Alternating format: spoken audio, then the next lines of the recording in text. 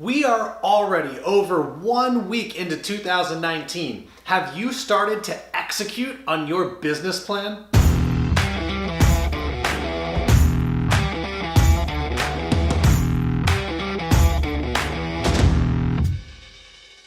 Happy New Year, everybody, and welcome to your best year ever.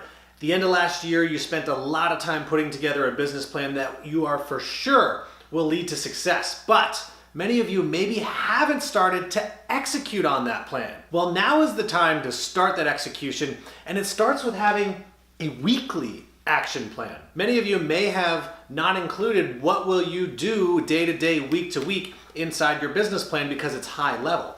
So for those of you who don't have a consistent routine put together yet and don't really see how you can take your business plan and actually put it into action, I'm gonna give you 4 things that are must-haves for your weekly action plan. The first thing that we're going to talk about here sounds simple, but it is crucial to the success of everything that you do week to week, and that's having a weekly planning meeting with yourself. That's right. So number 1 on here is a weekly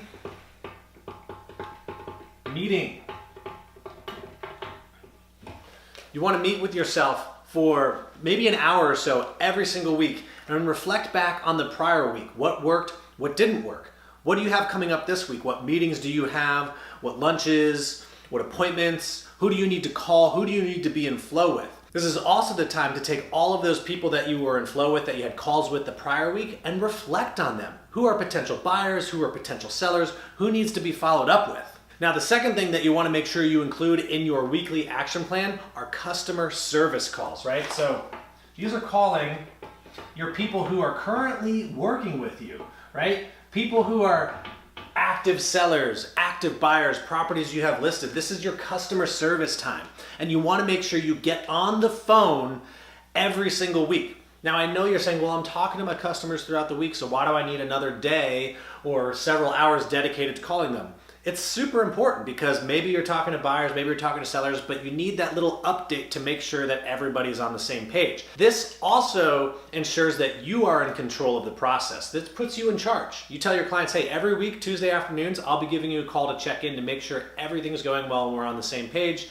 And I'll have any updates for you if there's anything new to report, even if we spoke on the weekends, right?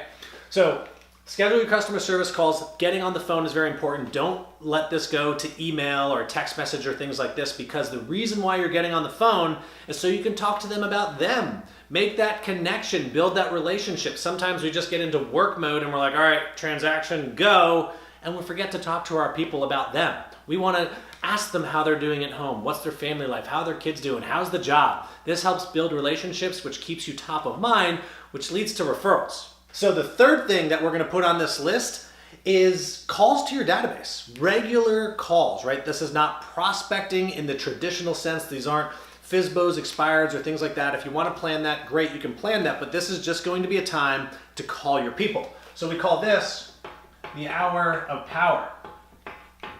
Hour of power. So this is going to be the birthdays, the anniversaries, home anniversaries. We're just calling people to talk to them about them. We're not calling to talk about real estate. Rule number 1, particularly with this hour of power, is you are not allowed to talk about real estate unless they bring it up. So don't even start there.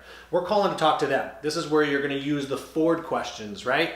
You know, family, occupation, recreation, dreams. Ask questions about those things and learn. Just like the customer service calls, it's important to get on the phone, connect with people, because this keeps you top of mind, keeps you adding value. Because if you know what's important in their lives, you can add value. If you don't know, you don't know, right? People say, oh, my neighbor went and worked with somebody else. Well, that was probably because you weren't in flow and you weren't adding value. So start early with your hours of power. I suggest at least 2 hours a week. You can split that up however you want. Half an hour every day, an hour here and there. I don't care how you do it.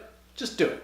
Now, number 4 on your weekly action plan that you must absolutely have is face-to-face time. These are your lunches, your coffees, and things like that. So number 4 is going to be face-to-face, and you want to plan this in. You want to pre-block this time. You don't want to just have it as something that's going to happen. You want to block out the time as if it already exists, right? So we have weekly meeting, customer service calls, hour power, face-to-face, right? So we're making phone calls which is great. 5-minute phone calls, we get to learn about people a little bit, but face-to-face is where the real relationships happen. So pre-block out in your schedule an hour for lunch, maybe a few half-hour sessions for coffee that are just always on your calendar. And now your mission when you're at your weekly meeting is to think of people who you should be having those coffees and lunches with. And you could book these 1, 2, 3, 4 weeks out. It doesn't matter. You can fill up these slots. But have it on your calendar even if you don't have somebody. This way, you don't get distracted with other stuff, right? So if you have a lunch planning or a lunch session planned on Thursdays at noon, and somebody says, hey, let's go look at houses, go look at houses in the afternoon and still find somebody for that lunch. Now, when you're at lunch, again, we're not talking about business, okay?